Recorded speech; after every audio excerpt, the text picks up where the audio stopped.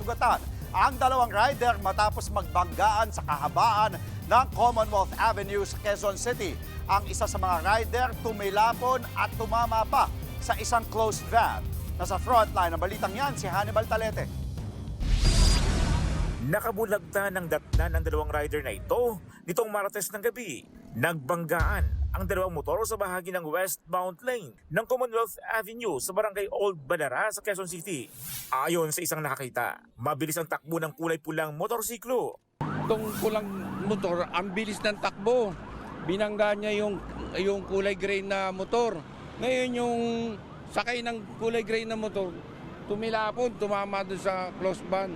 Nagtamo ng sugat sa tuhod, binti at paa ang 24 anyos na lalaking rider ng pulang motorsiklo. Habang ang 42 anyos na rider ng gray na motorsiklo, sugatan sa kamay at nananakit ang binti. Tumama rin siya sa likurang bahagi ng isang closed van. Kwento ng driver nito, nagulat siya nang may biglang kumalabog sa likuran ng sasakyan. Nagulat na lang kami, bumangga na lang sa likod namin. Tapos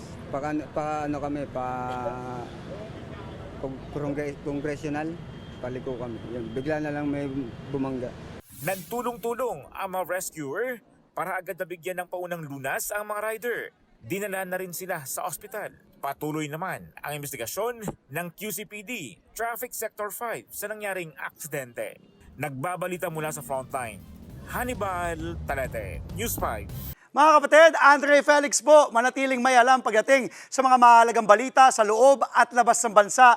Mag-follow at mag-subscribe na po sa social media pages ng News 5.